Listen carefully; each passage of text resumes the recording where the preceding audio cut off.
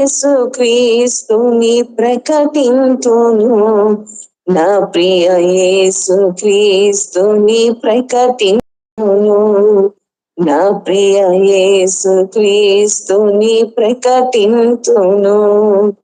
హల్లెలూయా.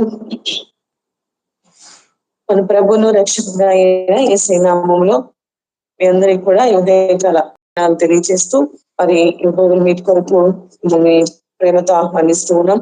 మరి ప్రార్థన పాడి స్తుతించుకునే భాగ్యం కలిగి ఉన్నాం. అలాగే ప్రార్థన చేసుకొని వాక్యం కూడా మనం ధ్యానం చేసుకున్నాం.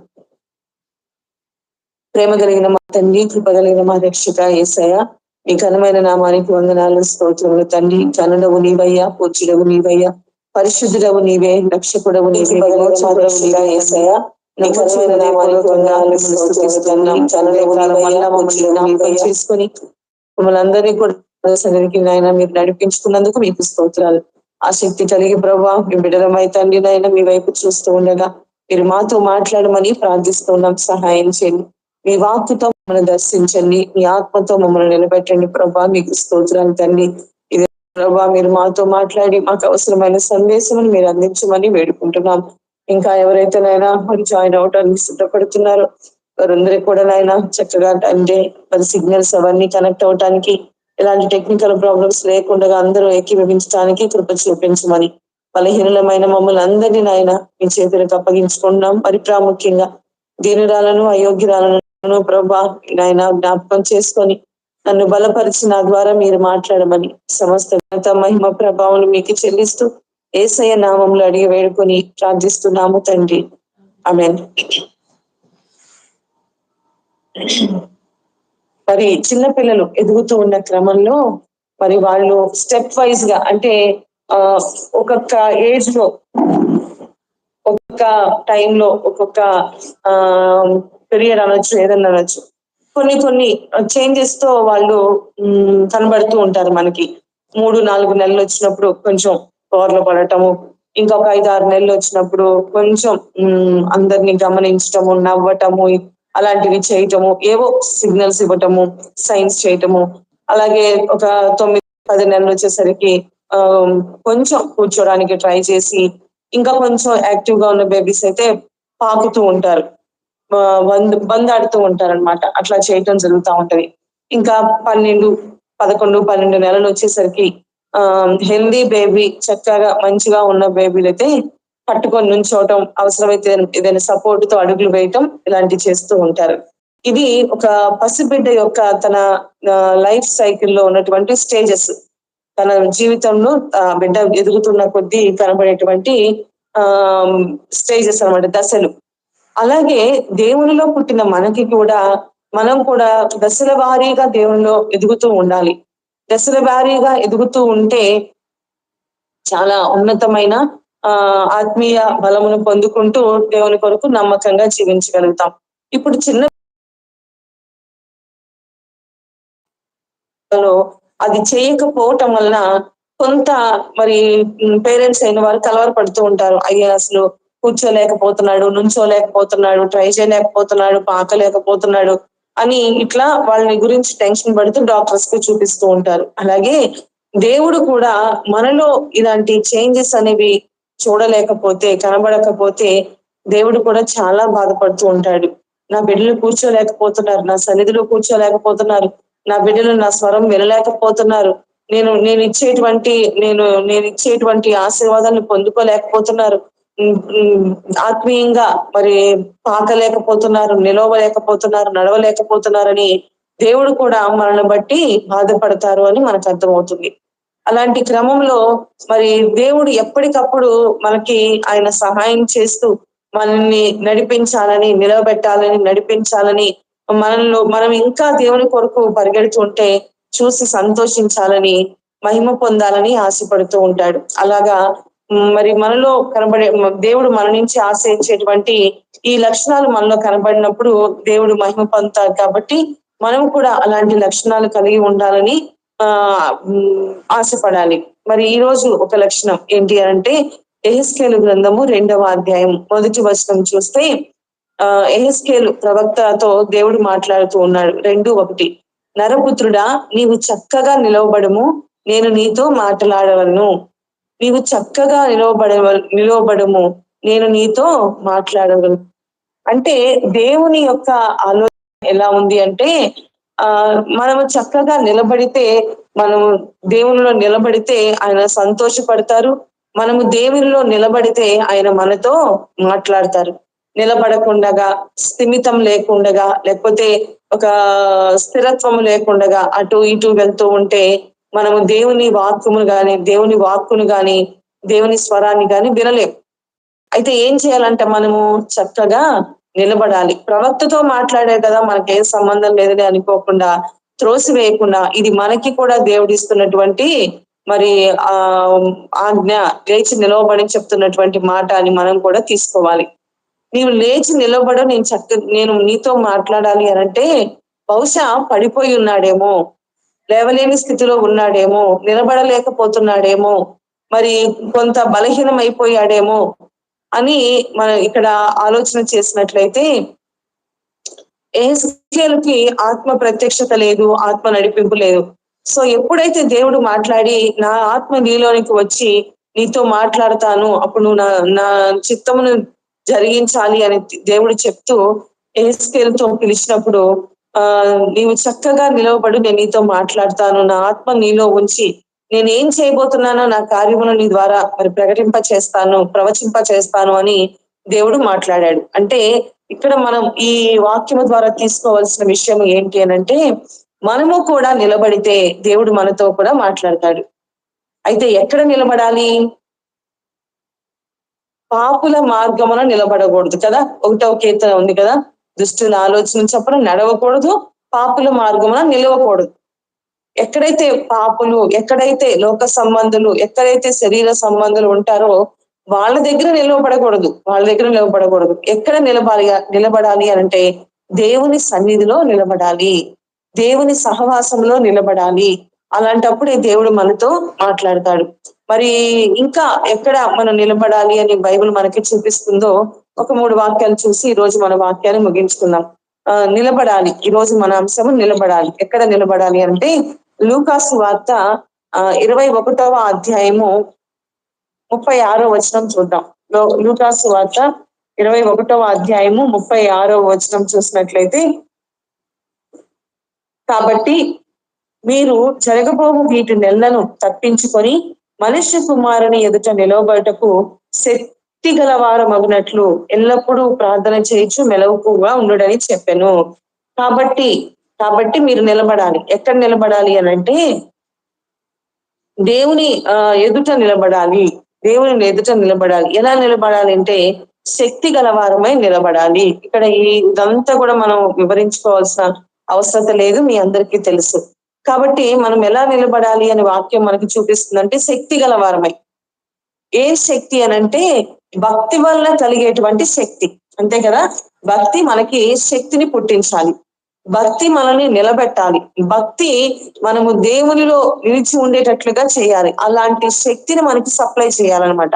ఈ శక్తి మనం తీసుకునే ఆహారాన్ని బట్టి కానీ, మనం తీసుకునేటువంటి ఏ విధమైన బలమైన పదార్థాలను బట్టి కానీ, మనం చేసేటువంటి ఎక్సర్సైజ్ వల్ల ఈ శక్తి రాదు, కానీ మనం చేసే భక్తి వలన శక్తి వస్తుందని తిమోతి భక్తునితో పౌలు గారు మాట్లాడుతూ ఉన్నారు. 2వ పత్రిక, తిమోతికి రాసిన 2వ పత్రిక 3వ అధ్యాయము 5వ వచనం చూసినట్లయితే 3:5, పైకి భక్తి గల వారి వలె ఉండి దాని శక్తిని ఆశ్రయించని వారి వలె ఉంటారు అని అంటే భక్తి కలవారు మనకి కనిపిస్తారు కానీ శక్తి లేదు. అంటే భక్తి లేనప్పుడు లోపల శక్తి కూడా ఉండదు. వీళ్ళు కనిపిస్తున్నారు జస్ట్ అంతే, కానీ భక్తి లేదు. భక్తి ఉంటే శక్తి కలిగి ఉంటాము, భక్తి ఉంటే దేవునిలో బలంగా ఉంటాము, దేవునిలో నిలబడగలుగుతాము. కాబట్టి భక్తి వలన కలిగే శక్తిలో మనం నిలబడాలి, శక్తితో నిలబడాలి. భక్తి వలన కలిగే శక్తి, ఈ భక్తి మనకి ఎలా వస్తుందంటే దేవుని యందు మనము నమ్మిక ఉంచి, దేవుని వాక్యమందు విశ్వాసం ఉంచి, దేవుని మీద ఆధారపడుతూ, దేవుని వాక్యానికి విధేయత చూపిస్తూ, దేవుని చిత్తానుసారంగా నడవటం వలన మనకి కలిగేటువంటిది భక్తి. ఈ భక్తి మనకి ఏం చేస్తుందంటే శక్తిని సప్లై చేస్తూ ఉంటది. భక్తి కలిగి వారు శక్తిమంతులుగా ఉంటారు. భక్తి లేకపోతే అవిశ్వాసం, అపనమ్మిక, అనారోగ్యాలు, బలహీనతలు ఇలాంటివన్నీ కూడా వచ్చే అవకాశం ఉంటది. ఎందుకంటే మన సైకలాజికల్ ప్రాబ్లమ్స్ ఎలా ఉంటాయంటే అవి మన శరీరం మీద చాలా ప్రభావం చూపిస్తూ ఉంటాయి. మన శరీరంలో కొన్ని రకాలైన హార్మోన్స్ ఉంటాయి. ఆ ప్రభావం ఏం చేస్తుందంటే మన శరీరాన్ని వీక్ చేస్తూ ఉంటది. ఈ సైకలాజికల్ గా మనం ఎప్పుడైతే వీక్ అయిపోతామో బాడీ కూడా ఖచ్చితంగా వ్యాధులకు గురవుతుంది, వీక్ అయిపోతూ ఉంటాం. కాబట్టి సైకలాజికల్ గా అనే ఒక సైన్స్ పదం వాడే కన్నా ఆత్మీయంగా అనేటువంటి పదం వాడితే ఇంకా శక్తిమంతులుగా మనం తయారవుతాం. ఆత్మీయంగా మనం ఎదుగుతూ ఉన్నప్పుడు, ఆత్మీయంగా మనము బలపడుతూ ఉన్నప్పుడు మన శరీరం కూడా శక్తిని పొందుకుంటుంది. సో మనం శక్తి గల వారమై నిలబడాలి. ఎందుకు నిలబడాలంటే మనం నిలబడితేనే దేవుడు మాట్లాడతాడు. మనం కూడా ఆ పిల్లలు మనం చెప్తున్నప్పుడు వాళ్ళు అటు తిరుగుతా ఇటు తిరుగుతా లేకపోతే మనం చెప్పే మాటలు పట్టించుకోకుండా అటు ఇటు చేస్తా ఉన్నారనుకోండి, మనం అరుస్తా ఉంటాం. చెప్పేది వినబడుతుందా, అటు ఇటు తిరుగుతా ఉంటావు అని అంటా ఉంటాం కదా. అంటే నిలబడితేనే వినబడుతుంది, నిలబడితేనే వినబడుతుంది.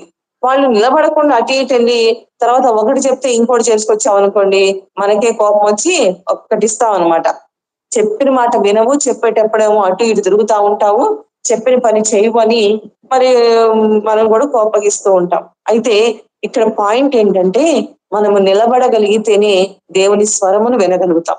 నిలబడితే వినబడుతుంది, నిలబడకపోతే వినబడదు. సో మనం వినాలి అనంటే దేవుని వాక్యమును లేకపోతే దేవుని స్వరాన్ని మనం వినాలి, ఆ అనుభవాన్ని మనం పొందుకోవాలంటే ముందు భక్తి వలన కలిగే శక్తితో నిలబడాలి. అప్పుడు ఖచ్చితంగా దేవుడు మాట్లాడతారు. ఇంకా రెండవది చూసినట్లయితే లూకాసు వార్త 19వ అధ్యాయంలో మనకు తెలిసిన క్యారెక్టర్ 19 అనంగాల్ని గుర్తొచ్చేది జక్కయ్య. సో జక్కయ్య గురించిన సాక్ష్యం దేవుడిస్తున్నారు ఏంటంటే 8వ వచనం 19:8 జక్కయ్య నిలువబడి ఇదిగో ప్రభువా, నా ఆస్తిలో సగం బీదలకు ఇచ్చుచున్నాను. నేను ఎవని యొద్దైనను అన్యాయముగా దేనినైనను తీసుకుని ఎడలా అతనికి 4 అంతలు మరలా చెల్లించేదను. జక్కయ్య నిలవబడటంలా దేవుని సముఖములో నిలబడటం వలన తను చేసినటువంటి పని ఏంటంటే మరి తన హృదయంలో ఉన్న స్పందనని తెలియజేస్తూ ఉన్నాడు. ఏం స్పందన అంటే నేను పాపిని అని గ్రహించాడు, నేను అన్యాయస్తుని అని గ్రహించాడు, నేను చాలా మంది దగ్గర అక్రమంగా మరి డబ్బు సంపాదించాను, చాలా మంది దగ్గర అన్యాయంగా సంపాదించాను అని గ్రహించాడు. వెంటనే తన స్పందన తెలియచేస్తూ ఉన్నాడు. ఏంటి స్పందన? నేను ఎవరి దగ్గర అన్యాయం తీసుకున్నానయ్యా, చాలా మందికి అన్యాయంగా చేశాను, కాబట్టి ఇదంతా కూడా నేను వాళ్ళకి ఇచ్చేస్తున్నాను అని ఆయన ఒక కమిట్మెంట్ తో, ఒక సమర్పణతో ఆయన నిలబడి ఉన్నాడు. ఇప్పుడు వెంటనే ఆయన నిలబడి ఉండటంలో ఉన్న అర్థం ఇదే. లేకపోతే ఆయన సముఖములో నిలబడినప్పుడు యేసయ్య సహవాసములో, యేసయ్య ముఖ ప్రత్యక్షతలో ఆయన ఎదురుగా నిలబడినప్పుడు మౌనంగా ఉండేవాడు ఏమవుతాడంటే దాక్కొని భయపడుతూ ఏదో ముఖం చాటేసిన వాడిగా ఉంటాడు. కానీ ఆయన నిలబడి ఉన్నాడు అంటే ఒక కమిట్మెంట్ తోనే నిలబడ్డాడు. అవును, ఇప్పుడే నేను ఒప్పుకోవాలి, ఆయన ఏమై ఉన్నాడో నాకు తెలిసింది, కాబట్టి ఆయన నా స్థితిని నేను ఒప్పుకొని ఈ జీవితం నుంచి నేను విడుదల పొందుకుంటాను, దేవునిలో నిలబడతాను అని ఒక స్పందన కలిగినటువంటి తీర్మానం ఆయన అక్కడ చేసుకున్నాడు. ఒక స్పందన కలిగినటువంటి కార్యాన్ని ఆయన చేస్తున్నట్లుగా మనం చూస్తూ ఉన్నాం. కాబట్టి మరి ఈ వచనం ప్రకారం మనం తీసుకోవాల్సింది ఏంటంటే దేవుని సన్నిధిలో ఒక స్పందన కలిగి ఉండాలి. మనం దేవుని సన్నిధిలో ఒక స్పందన కలిగి ఉండాలి. దేవుని వాక్యము గాని, దేవుని ప్రేరేపణలు, దేవుని తలంపులు, దేవుని ప్రత్యక్షతలు మన జీవితాల్లోనికి వస్తూ ఉన్నప్పుడు ఖచ్చితంగా స్పందించాలండి. దేవుని ప్రేమను పొందుకున్న వారము, దేవుని ప్రేమను అనుభవించిన వాళ్ళమైతే ఖచ్చితంగా స్పందిస్తాం. అది ఏ రూపంలోనైనా, మరి పాటల ద్వారా, వాక్యము ద్వారానో, లేకపోతే సాక్ష్యము ద్వారానో, దేవుని పని చేయటం ద్వారానో, దేవుని కొరకు మరి ఏదైనా సమర్పించుకోవటం ద్వారానో ఏదో ఒక స్పందన మనలో కలుగుతుంది. అప్పటి వరకు మరి ఎవ్వరు కూడా అక్కడ జక్కయ్య పక్కన కూర్చొని, జక్కయ్య మీ ఇంటికి వచ్చింది ఎవరు అనుకుంటున్నావు, మరి ఆయన దగ్గర మరి నువ్వు అన్ని కూడా ఒప్పుకోవాలి, లాభం లేదు, ఆయన లేకపోతే ఆయనకు అన్ని తెలుసు, ఆయన కోపం వచ్చింది అని ఎవరు పక్కన పుష్ చేయలేదు కదా. పుష్ చేయలా, తనంతట తాను నిలబడి ఆ స్పందన అనేది దేవుళ్ళు తెలియజేస్తూ ఉన్నారు. ఇలాంటి క్రైస్తవులు చాలా మంది దేవుని గురించి స్పందించలేకపోతున్నారు, దేవుని పని కొరకు స్పందించలేకపోతున్నారు, లేకపోతే దేవునిలో మరి వారి యొక్క స్పందన, వారి యొక్క ఒప్పుకోలు, వారిలో ఉన్నటువంటి ప్రతిదీ విడిచిపెట్టే స్వభావము, ఏవి విడిచిపెట్టవాలో ఏవి వదులుకోవాలో అటువంటి స్పందన చూపించలేకపోతున్నారు. చూపించలేకపోయే తప్పించుకొని వెళ్ళిపోయేవారుగా ఉంటూ ఉన్నారు. ఇది చాలా బాధాకరమైన విషయం అని కూడా చెప్పుకోవచ్చు. కాబట్టి మనము నిలబడాలి అంటే ఎలా నిలబడాలి అంటే దేవుని ద్వారా స్పందిస్తూ నిలబడాలి. దేవుని మాటలకు, దేవుని వాక్కుకు, దేవుని ప్రేరేపణలకు స్పందిస్తూ నిలబడాలి. పైగా ఒక సమర్పణ కలిగి నిలబడాలి. నేను దేవుని కొరకు ఇది సమర్పిస్తున్నాను, నేను దేవుని కొరకు ఈ పని చేస్తానని సమర్పించుకున్నాను, లేకపోతే ఈ పనిలో నా వంతు సహాయకారంగా నేను పని చేస్తానని సమర్పించుకున్నాను. అట్లా ఏదో ఒక సమర్పణ, దేవుని కొరకు ఒక కానుక రూపమా, లేకపోతే దేవుని కొరకు ఒక పరిచర్య రూపంలోన ఏదో ఒక సమర్పణ కలిగి స్పందన కలిగి నిలబడాలి. జక్కయ్య నిలబడి తన జీవితానికి రక్షణ తెచ్చుకున్నాడు. జక్కయ్య నిలబడి తన కుటుంబానికి రక్షణ తెచ్చుకున్నాడు. జక్కయ్య నిలబడి మునుపు అవమానాలు, మరి దూషించి ద్వేషించబడే ఆ జీవితాన్ని విడిచిపెట్టేసుకున్నాడు. ఈ రోజు జక్కయ్యని చూసిన వాళ్ళందరికీ కూడా సంతోషం కలిగింది. అబ్బా, ఎంత మంచిగా మారిపోయాడు జక్కయ్య, జక్కయ్య జీవితంలో ఎంత మార్పు కలిగిందా. ఒకప్పుడు కఠినంగా ప్రవర్తించాడు, ఒకప్పుడు చాలా క్రూరంగా ప్రవర్తించాడు, బలవంతంగా వసూలు చేశాడు. కానీ ఇప్పుడైతే తనకున్నదంతా, ఇన్ని సంవత్సరాల వ్యయ ప్రయాస, ఇన్ని సంవత్సరాలు అక్రమంగా సంపాదించింది ఇదంతా కూడా విడిచిపెట్టి వేసి, నేను అక్రమ జీవితం నాకు ఇక అక్కర్లేదు అని విడిచిపెట్టేసి నేను దేవుని కొరకు నిలబడతాను, దేవుని కొరకు నిలబడతాను అని ఒక స్పందన అనేది జక్కయ్య చూపించారు. అప్పుడే దేవుడు మాట్లాడాడు కదా, యేసయ్య మాట్లాడాడు. ఏమన్నారు? జక్కయ్య, నీవు ఇతడు కూడా అబ్రహాము కుమారుడే. జక్కయ్య అబ్రహాము కుమారుడే. అబ్రహాము విశ్వాసులకు తండ్రి కాబట్టి మరి జక్కయ్యలో ఈ మార్పు వచ్చింది, నా మీద విశ్వాసం కలిగింది కాబట్టి జక్కయ్య కూడా మరి అబ్రహాము సంతానంలో చేర్చబడ్డాడు, విశ్వాసుల సంతానంలో చేర్చబడ్డాడు. నేడు ఈ ఇంటికి వచ్చిందని ఒక గొప్ప సాక్ష్యము, లేకపోతే ఒక గొప్ప వాక్కు యేసు ప్రభు వారు మాట్లాడినట్లుగా చూస్తూ ఉన్నారు. కాబట్టి మనము ఒక స్పందన కలిగిన వారంగా ఉండాలి. దేవుని వాక్కు మన దగ్గరికి వస్తున్నప్పుడు స్పందిద్దాం. ఏదైనా సరే అది ఏ స్పందన కలుగుతుందో, స్పందన లేని వాళ్ళంటే ఎవరు ఉండరండి. జీవము కలిగిన వాక్యము మనలోనికి వచ్చినప్పుడు ఖచ్చితంగా స్పందన కలుగుతుంది. ఆ స్పందనతో మనం దేవుని సన్నిధిలో నిలబడిన వారంగా ఉండాలి. ఇంకా మూడవది చూసినట్లయితే లూకాసు వార్తలోనే 13వ అధ్యాయము 13వ వచనం చూస్తే, లూకాసు వార్త 13:13 ఆమె మీద చేతులు ఉంచగానే ఆమె చక్కగా నిలవబడి దేవుని మహిమపరిచెను, దేవుని మహిమపరిచెను. ఇప్పుడు ఇక్కడ జరిగినటువంటి సంఘటన, సందర్భం ఇవన్నీ కూడా మనకు తెలుసు కదా. ఈమె ఎవరు అంటే 18 సంవత్సరాల నుండి నడుము వంగిపోయినటువంటి స్త్రీ. ఈమె సమాజ మందిరంలో ఉంది. 18 సంవత్సరాలుగా ఆమె మందిరంలోకి వస్తూ ఉన్నప్పటికీ ఎవ్వరు కూడా ఆమె గురించి పట్టించుకోలేదు, ఆమె గురించి ఎవ్వరు బాధ్యత తీసుకోలేదు, ఎవ్వరు ఆమె గురించి ఆమె స్వస్థత గురించి ఆలోచించిన వారు ఎవ్వరూ లేరు. సంవత్సరాలు గడిచిపోతానే ఉన్నాయి, ఆమె అక్కడ ఉంది. ఇంకొక విషయం ఏంటంటే, ఇన్ని సంవత్సరాలుగా ఆమె ఆ వ్యాధితో బాధపడుతున్నప్పటికీ కూడా ఆమె మందిరాన్ని విడిచిపెట్టలేదు. అది చాలా ప్రాముఖ్యమైన విషయం. మందిరాన్ని విడిచిపెట్టలేదు. కాబట్టి ప్రభు వారు ఆమె కోసమే మందిరానికి వెళ్ళారు, సమాజ మందిరంలో. మామూలుగా అయితే ఆయనకున్న వాడుక ఏంటంటే సమాజ మందిరంలోనికి వెళ్ళటం, మరి ధర్మశాస్త్రాన్ని వివరించడం, ఆ ధర్మశాస్త్రం యొక్క నెరవేర్పుగా నేను వచ్చానని అనేక లేఖన వచనాలను ఎత్తి చూపించడం, ఇది ఆయన పని. వాడుక చొప్పున బోధ చేయటం. అయితే ఆ వాడుక చొప్పునే వెళ్ళినటువంటి ప్రభు వారు అక్కడ పడి ఉన్న ఆ స్త్రీని, ఆమెను చూశారు. ఆమెను చూసి ఆమె దగ్గరకు వచ్చి ఆమెను ముట్టి మరి ఆమెను స్వస్థపరిచినప్పుడు ఆమె మీద చేతులు ఉంచగానే ఆమె లేచి చక్కగా నిలవబడెను. పొందుకున్న స్వస్థత ద్వారా ఆమె నిలవబడింది. పొందుకున్న స్వస్థత ద్వారా ఆమె నిలవబడి దేవుణ్ణి మహిమ పరుస్తూ ఉంటుంది. అక్కడ మరి ఆమె నిలవబడినటువంటి ఆ సందర్భం ఏంటంటే, నన్ను ఈయన నిలబెట్టాడు, నన్ను ఇంతకాలం ఈ జీవితంలో పడి ఉన్న నన్ను ఆయన బాగు చేశాడు, ఆయన నన్ను స్వస్థపరిచాడు అని దేవుని మహిమపరుస్తూ నిలబడిందంట. దేవుని మహిమపరుస్తూ నిలబడింది. మన జీవితాల్లో పొందుకున్న కార్యాల కొరకు మనం సాక్షిగా నిలబడగలుగుతున్నామా? మనము చెప్పే ప్రతి సాక్ష్యము దేవునికి మహిమ వస్తుంది కాబట్టి సాక్ష్యం ఇవ్వగలుగుతున్నామా? పొందుకున్న కార్యాలను బట్టి నేను పొందుకున్నానులే అని అంతవరకు కామ్గా ఊరుకుంటున్నామా? ఒక్కసారి ఆలోచన చేయాలి. మనము కార్యములు నిజంగా మన జీవితాల్లో ఒక గొప్ప కార్యం జరిగినట్లయితే దేవుని కొరకు మనం సాక్షిగా నిలబడాలి.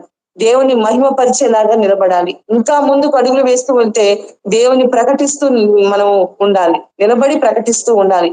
ఇలాంటి ఆశ ఉంటే దేవుడు ఖచ్చితంగా మనల్ని కూడా నిలబెడతారు కూడా. ఆయా సంఘాలలో, ఆయా ప్రాంతాల్లో దేవునికి మహిమ తెచ్చేలాగా మనల్ని వాడుకుంటారు కూడా. కాబట్టి నిలబడాలి అనేటువంటి అలాంటి ఆశ మనలో ఉండాలి. ఈమెలో మరి యేసు ప్రభు వారు ఆ బలహీనతలో అన్ని సంవత్సరాలుగా పడి ఉన్నప్పుడు చూసి కనికరపడి, జాలిపడి ఆమె దగ్గరకు వచ్చి ఆమె మీద చేతులుంచి, ఎవ్వరికి లేనటువంటి జాలి, ఎవ్వరు చూపనటువంటి ప్రేమ, కనికరము ఆయన ఆమె మీద చూపించి అన్ని సంవత్సరాలుగా ఆమె జీవితంలోని జరగనటువంటి ఒక గొప్ప కార్యము ప్రభు వారి ద్వారా జరిగింది. ప్రభు వారి ఆమె జీవితంలో జరిగించారు. చక్కగా నిలబడింది. ఎలా నిలబడిందంటే దేవుని మహిమపరుస్తూ నిలబడింది. మనం కూడా దేవునికి సాక్షులంగా నిలబడాలి, దేవుని మహిమపరుస్తూ నిలబడాలి, దేవుణ్ణి గురించి ప్రకటిస్తూ నిలబడాలి. నిలబడినప్పుడే మనం నిజంగా మనం ముందు నిలబడితే మనం చెప్పగలుగుతాం. మనమే కాస్త అటు ఇటు పడతా, అప్పుడప్పుడు తొట్టిల్లుతా, అప్పుడప్పుడు బలహీన పడతా, అప్పుడప్పుడు కొంత ఇబ్బంది పడతా ఉంటే మనం నిలబడినా ఎవరు పట్టించుకోరు. సరే కానీ ఫస్ట్ నీ సంగతి నువ్వు చూసుకో అంటారు కదా. మనం ఎప్పుడైతే చక్కగా నిలబడగలుగుతామో, మరి యెహెజ్కేలు ప్రవక్తతో దేవుడు అల్లే కదా మాట్లాడారు, నీవు చక్కగా నిలబడు, చక్కగా నిలబడు, ముందు స్టాండర్డ్ అవు, ఫస్ట్ స్టాండర్డ్ అవు, అప్పుడు నేను నీతో మాట్లాడతాను అని తెలియజేస్తున్నట్లుగా ఇప్పుడు ఈ మాట మనతో కూడా అంటున్నాడు. నీవు చక్కగా నిలబడు, చక్కగా నిలబడు. మొదట నీ జీవితం నిలబడాలి, నీ జీవితం స్థిరంగా ఉండాలి. ఏదో ఒక రోజు భక్తి, 2 రోజులు భక్తి, వారానికి భక్తి, గుర్తున్నప్పుడు భక్తి, సీజన్ భక్తి ఇది కాదు. ఇది ఆగిపోవాలి. ఇది ఆగిపోయి గత రాత్రి కాలం కూడా దేవుని వాక్యం మనకి హెచ్చరించింది కదండి. అక్కడ సమీపిస్తున్న దినాల్లో ఉన్నాం మనం, చాలా ప్రమాదకరమైన దినాల్లో ఉన్నాము. మరి అలాంటి దినాల్లో ఉన్నప్పుడు మనం సరిగా లేకపోతే నశించిపోయే ప్రమాదం ఉంది. మనం సరిగా నిలబడలేకపోతే మనం విడువబడే పరిస్థితుల్లోకి వెళ్ళిపోతూ ఉంటాం. అందుకని ఇకనైనా దేవునిలో స్థిరముగా నిలబడటానికి ఉన్న బలహీనతలు ఉన్నాయి. మరి ఇదివరకు ఎక్కడ జరిగిందో ఏం జరిగిందో ఇక అనవసరం, ఇది గతమంతా వదిలేసి ఇకనైనా దేవుని కొరకు నిలబడాలి.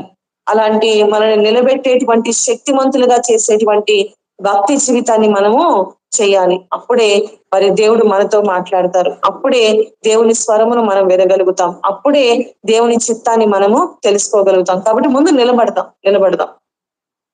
ఈ రోజు నేర్చుకునే 3 పాయింట్లు బాగా గుర్తుపెట్టుకోండి.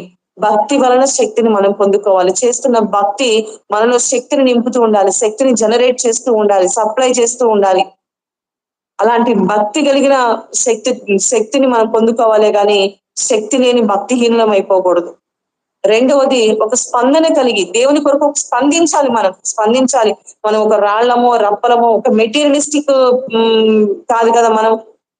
మనము జీవం కలిగి ఉన్నాం, మనము దేవుని యొక్క రూపంలో చేయబడి ఉన్నాం, లేకపోతే దేవుని ఆత్మతో, జీవాత్మతో నింపబడిన వారం. మనం ఏమైనా చేయగలం, అంటే మనం మాట్లాడగలం, చెల్లించగలం, నడవగలం, పని చేయగలం.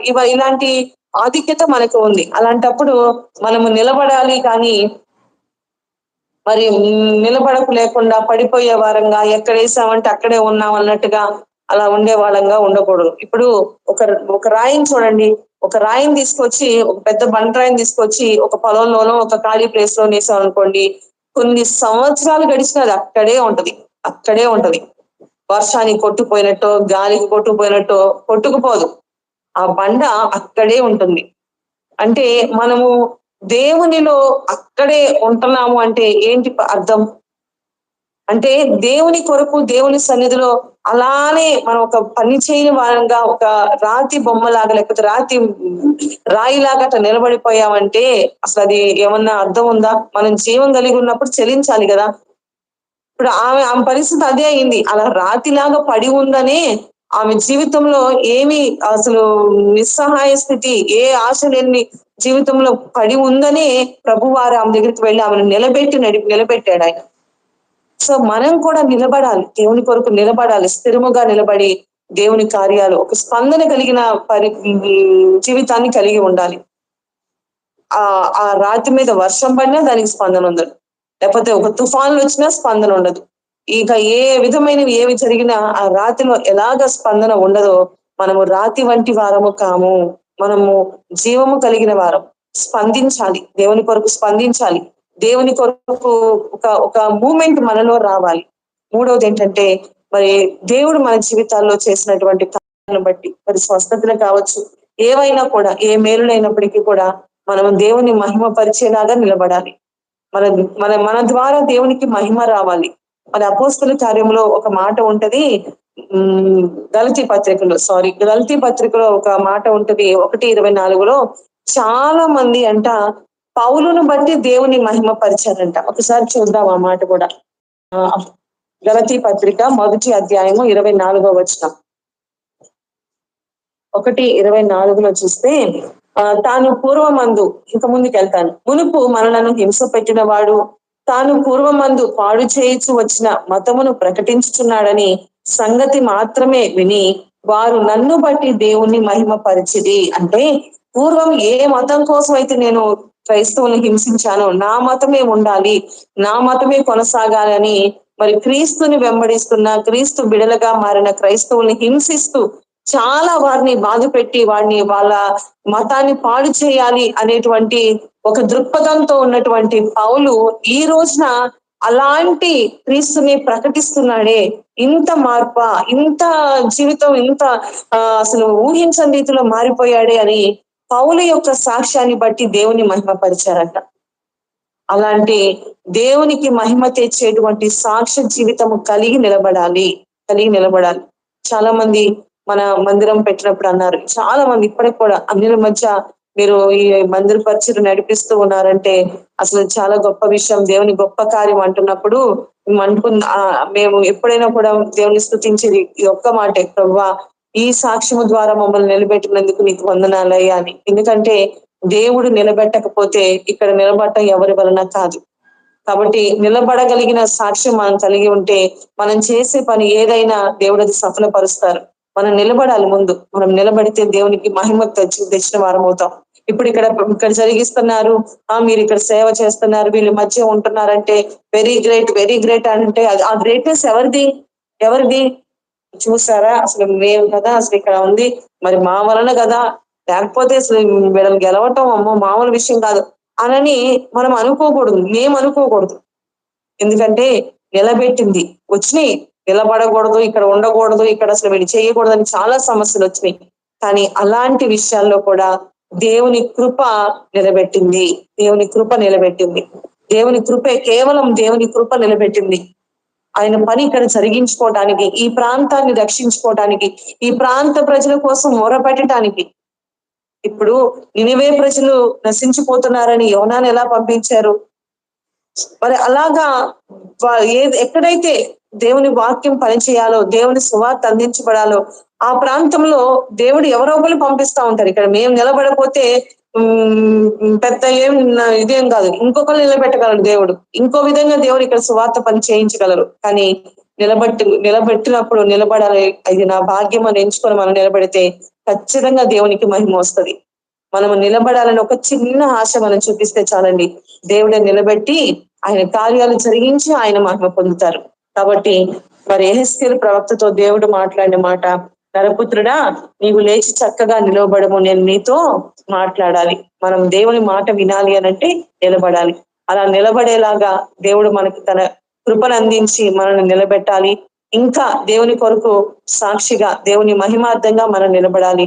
అట్టి కృప దేవుడు మన అందరికీ, మన కుటుంబంలో ప్రతి ఒక్కరికి సమృద్ధిగా ఆయన కృపను దయచేయను గాక. ఆమేన్. ప్రార్థన చేసుకుందాం.